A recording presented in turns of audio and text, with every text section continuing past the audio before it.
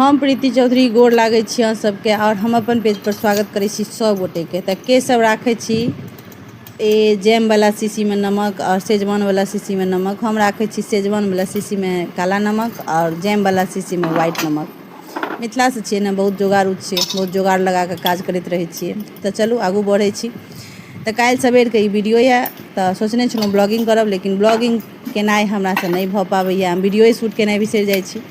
तऽ खैर कनि मनी जे शूट केने छी से अहाँ सबके साथ शेयर करै छी। तऽ काल्हि सबेरे सबेरे जखन स्नान ध्यान भऽ गेल, ओहिके बाद एलहुँ भानस घरमे, तऽ छलै कनि मूँग फूलैत। तऽ मूँग फूलै छलै, अंकुरित भऽ गेल छलै, तऽ बौआ सबके देलहुँ सुबहमे। और कनि बचल छलै तऽ एहिमे प्याज टमाटर नमक मिर्ची सब दऽ कऽ, नेबो दऽ कऽ हमरा बड़ नीक लागैए। तऽ ई सब किछु मिला कऽ राखि लेलहुँ, कनि अपनो खेलहुँ और कनि दियादनियो लए राखि देलहुँ। तऽ दुनू गोटे नहा के एलहुँ तऽ पहिले इएह खेलहुँ, ओकर बाद आगूके कार्यक्रम भेलै, काज भेलै जे घरक भानस घरके काज रहै छै से। तऽ काल्हि सुबहके लंचके रेसिपी हम अहाँ सबके साथ शेयर करै छी। तऽ काल्हि अचानक से बेटी कहलक जे मम्मी पास्ता लऽ जेबै। से आइ हमर फ्रेंड कहलकै हन जे तुम पास्ता बनवा के लाना। तऽ हम लए जेबै, तू जिद पकड़ि लेलक। तऽ पास्ता तऽ छलै, लेकिन पास्ता मसाला घरमे नहीं छलै। तऽ खैर जएह मसाला छलै वएहसँ चलू बनबै छी। तऽ ओहिमे एगो बच्चा कहलक जे हम पास्ता नहीं लऽ जाएब, हमरा मैम डाँटता, तऽ हम दोसर चीज लऽ जाएब। तऽ ओ बच्चा लए हम सोयाबीनके तीमन बनेलहुँ।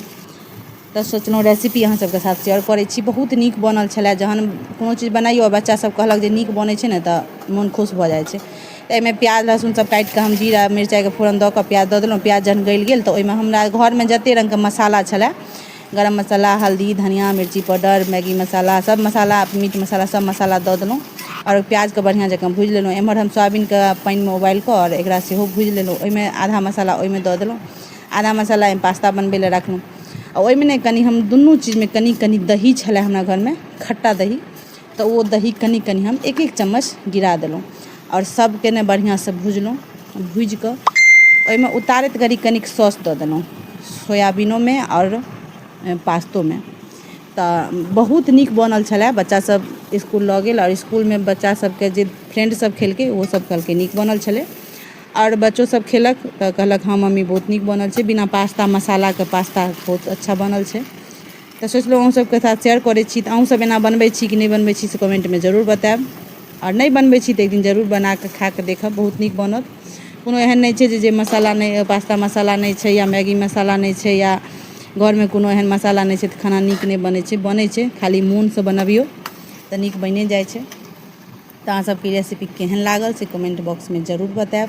और सब गोटे एक दिन जरूर बना कऽ खाएब। ओना हमहूँ नहा सुना कऽ एलहुँ तऽ खेलहुँ, सचमे नीक लागल।